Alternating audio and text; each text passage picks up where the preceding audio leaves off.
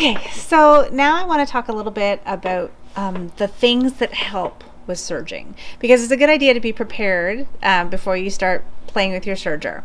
So the first thing we should talk about is thread. So the thread that we use on sergers can be the normal same thread that we use for every other kind of stitching. It can be 40 weight, it can be 50 weight, it could be 60 weight. Weight of thread refers to how many threads would fit to a specific area. And so a 40 weight thread is the general thread we buy whenever we're sewing most of our garments. It's a little bit thicker, it's visible. A 50 weight thread is what quilters like to use. 60 weight thread is usually bobbin weight thread. And so those three grades are perfect for everyday utility overlocking serging. And from now forward, I'm going to refer to it as a serger. And we're all going to agree that that also means overlocker, so that I'm not saying it constantly. So the thread that we use, there's four. If we're talking about a 4-thread serger, if we're talking about a 3-thread serger, we're just dropping one of our needles. So the loopers are wrapping the edge of the fabric back and forth. And they go through a lot of fabric. So if you imagine, from my samples in my books, so if you imagine the edge of your fabric is running along, we've got that thread zipping back and forth along the edge of the fabric. That's our upper looper. And then it's also a second thread zipping back and forth along the back of the project. So that upper looper, lower looper combination of thread is going to burn through most of your threads. And so that is why we purchase cones of thread for the most part, because there's a lot of volume on a cone. A cone of thread looks like, can you see one over my shoulder? That is a cone of thread. So a cone of thread, large amount of thread on a bigger spool. The sergers are set up to manage a cone of thread. So you can see on this particular serger, I have threaded it with 4 different threads. And they are normal spool size spools of thread. These are the ones that come with the machine, this particular machine. When you get it home, it's threaded this way so you can see everything that's happening, has a little thread cap on it, and that's a normal spool of thread.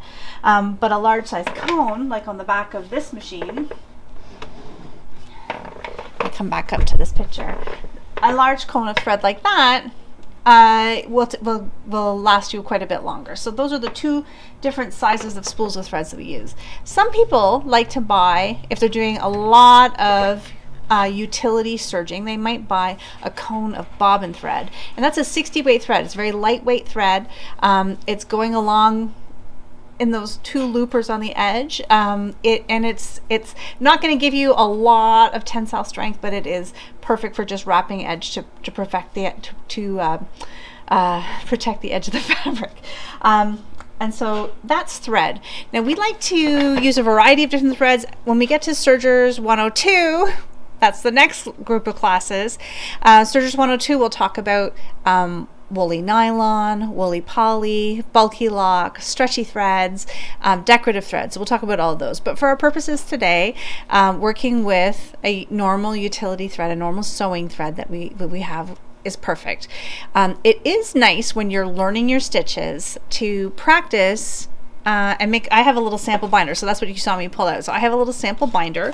This was when I first took my courses on the Amber Air and the Admire Air, so 2 different machines. One is from FAF and one is from Husqvarna Viking. When I took my courses on those machines, I used page protectors. I took, this is like type A person.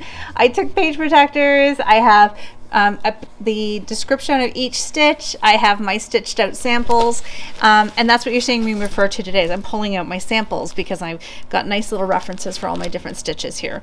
And so when you're learning your stitches, it is nice to have the 4 different colors of thread like we have on this machine, so that, and this particular one, the thread color matches to the color that is on the tension dial, so that I can see which thread might be doing something different. And so as a new serger, which is, you've got, you yourself will be a seamstress using a serger, doing serging So as a new serger, it is nice to have your thread colors there so you can see what's happening with each one of your stitches. So that's thread. Do you have to worry about quality? It's a little different than when we're top stitching or if we're using doing decorative stitches. The thread can be a little fuzzier because this particular type of stitching, the serging and overlocking, produces a lot of fuzz anyways. So there's that. We do like to make sure our thread is strong enough. So take your thread, pull on it a little bit, make sure it doesn't snap with a slight pull. That's a decayed thread. You don't want to use a decayed thread as we're doing. So that's number one, is the thread. Number two, let's talk about needles, because that's the first thing everybody forgets about. So needles. Different sergers take different kinds of needles. If you look at, let's see if I've got some examples here. So if you were to look at packs of needles, the most common type of needle that we sell is a 130/705. And a 130/705 is the size and shape of the needle. The tip of the needle, the scarf, there's a lot of different parts of a needle, I'll get to that in a second, determines the type of needle. So a universal needle has a particular shape, and it's important to know that your machine, your overlock machine, may take a different kind of needle. There are some machines that still continue with the same kind of needle. They still use that universal 130/705. But in particular, so the FAF machine that we have on the sales floor is an EL705. And so that's a different kind of needle. So I want you all to take a second, look in your owner's manual and check to see what kind of needle you should be using. On the Brother machines, and I know on the Brother machines, there will be a little sticker often on the side of it to tell you what kind of needle to use. But your owner's manual is going to be your best friend. So make sure you have access to your owner's manual so you can go and check your needle. If you want to pause now, you can go and take a look, see what your book says type of needle you should use. It is possible that it's going to be a regular universal needle. It might not have that 130/705 explanation, but it might just say it should say that, but it might not. And so then if you have any questions, you can ask questions down below and we'll get back to you with an answer. But let's talk about, I've got a nice little book with the tiny little pictures but they're bigger than holding up a needle, so I'm going to use this little book to show things. So this is from the Schmetz Guide for Needles. We carry these Schmetz Guides in the store, and you can see there that there's different parts to a needle, and you can pick up one of these books from us. We usually have a stash of them going. We use these when we're talking to you about needles. So if you're in the store, you're able to, we refer to this and talk about the different types of needles. But if you look at this, one of the things that changes with your needle is the size of the needle scarf. So right there you can see in that circle, you see there's an eye and there's a scarf. And the scarf is where the thread is protected as it's passing back and forth through your fabric. So the scarf, the size of the eye, and the material that needles are made out of can all have a basic effect on sergers. We tend to not switch to a knit needle unless we are sewing something where the threads will pull. So you can switch your needle out if you need to for a serger, but we tend not to do those switches. You're going to do lots of testing. Sergers, you're always testing your stitches before you sew, and you're going to test to see if the thread's pulling. It might, like something like if you're making stockings or a swimsuit with your serger, you might want to double check that nothing's getting pulled as you're stitching. The size of the eye, because the thread on a needle goes in and out and in and out and in and out, the size of the eye matters, because if you're using a woolly nylon, you do not want that needle creating a new level of tension. You want that thread to just pass right through. So that's where the size of the eye matters. Generally, your basic serger needle is probably going to be fine. But you know, we're going to test and make sure. And if we're doing something super fancy with our serger, we're going to make sure our needle is right. Now, the other thing we need to talk about, the dirty little secret, is that lots of us sew with our needles for a really long time. And sergers, we sew with high speed, very long times.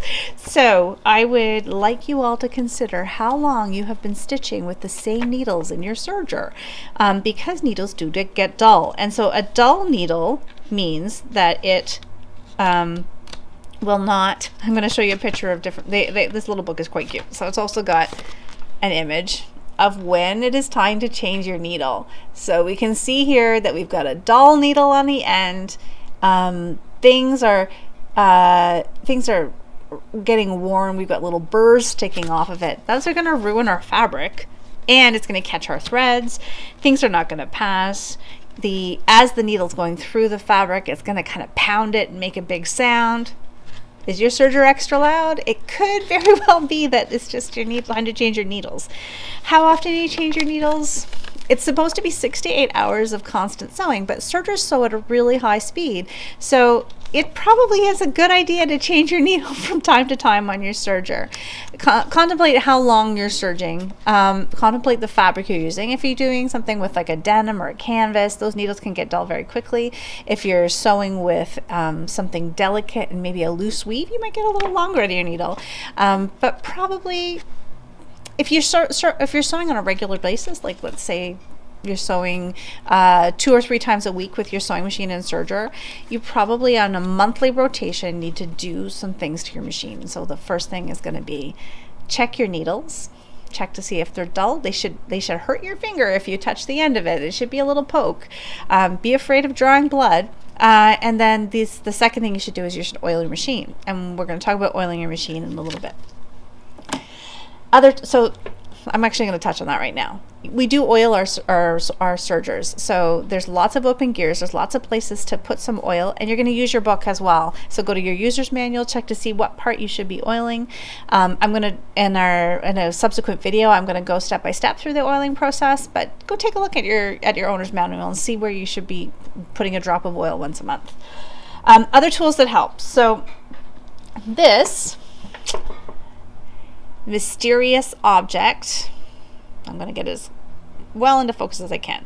This might be in your toolbox, and it's a needle threader.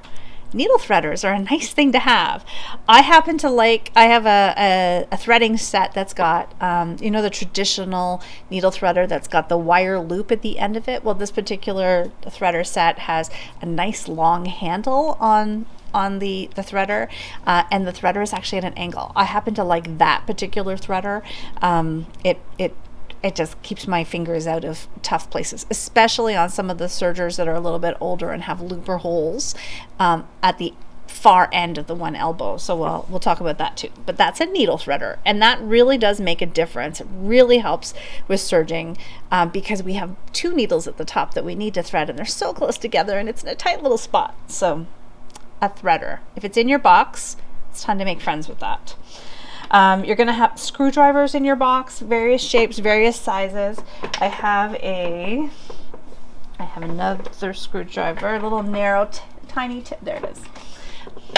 These are different size screwdrivers that different sergers use. So I've got a couple sergers on my table next to me, so I made sure I had a couple extra screwdrivers. Check at the top of your needles to see if you have a regular flathead screwdriver that's going to fit in there, or if it's a tiny little Allen key. And so those are both for changing your needles. You need those types of things. And then we have a second screwdriver as well, usually for our bigger items, and that's usually for stitch plates. And we'll get to that. So those are your screwdrivers. So you want to make sure you have your screwdrivers that came with your machine. This is a pair of bent nose tweezers. So tweezers that have an angle in them are nice because you can see what's going on. But if you just have a regular pair of, let's say, eyebrow tweezers that have just the little blunt end, those work well too. But most sergers will come with a set of bent nose tweezers. Sometimes in your toolbox you will also have a little cleaning brush, and we're going to get to cleaning. So cleaning your machine is going to be one of the discussions we have in a later video, but that little cleaning brush often on the other end will have a beautiful little pokey bit. So a stiletto will work well. the joy of this is it keeps your fingers out from underneath those very sharp little needles that you should have nice and sharp. And so that's another tool. The final tool that I like to have handy is I like to have a ruler, because I like to check my seam allowance. I like to reassure myself that I'm using the proper seam allowance when I'm sewing things. And especially if I'm making garments, the seam allowance can change constantly in a garment, but also they change from pattern to pattern. So if you're using package patterns that you pick up at the major department stores, you're probably sewing with a Vogue, McCall's, Butterick, Simplicity, so those types of patterns, and they tend to have a 5/8 of an inch seam allowance. But if you're doing one of the independent patterns, it can range from anything from 1/4 inch for a sewing a knit garment it could be up to 5/8, but often they're half. It's a very different amount. So I like to have a ruler handy, so I keep a ruler nearby so that I can measure. And you will find yourself measuring both what gets cut off, because a serger has a knife, and what stitch amount is left. So there's a little bit of math that happens there, but it comes to the point where it becomes easy because you're used to adding the two together all the time. Another tool that makes life easier is a thread net, and we'll talk about thread nets a little bit later again, but they often come in the box with your serger, and then people like, what is that? Is it a packaging thing? But it is a cover that slips over your cone to make sure your threads are not falling off your cone, that they are staying on your cone and pulling out through the top. It also helps with detangling. And you often will have one for each of your spools, goes under your spools. And again, to keep your threads from falling off the cone, wrapping around the stand. And on this machine, you would see, if your threads are falling off, they could be falling off this edge and getting caught under the lip of the stand. Or they could be wrapping around this post as they're coming off, and that's also a problem. So having one of these discs right underneath here, I dropped my thread cap, but having a disc under there keeps the threads from falling off the stand. And so that is to go under your cones. The other thing that goes, while I've got this off and we're close up, where can I come to? There we go. This is a handy little support for thread. So if you're finding your thread is wrapping around your post, you can put that underneath so that there's no post above, if that makes you happy.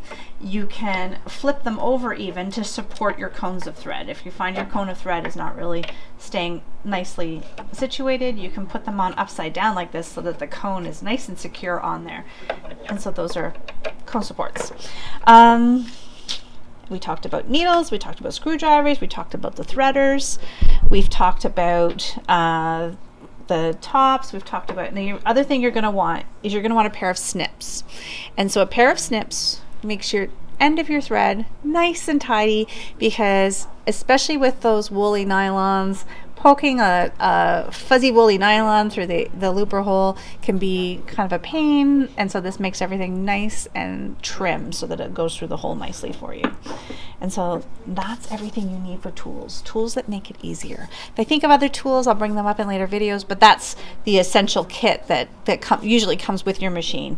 Now, the other thing to keep in mind is often in your machine there's a place to stash your tools, and so inside the front door of your serger, for example, you may have a spot to slip your needle nose, your blunt nose tweezers. So check to see if there's a pair hiding in there. A lot of sergers actually have a little pocket inside of that front door where you can stash your needles as well. So that's everything I can think of right now for tools that make your life easier. I'm going to be coming back with a subsequent video, and at that point we're going to start talking about the parts of your serger and how things work. So have a great day, everybody, and we'll see you in our subsequent video.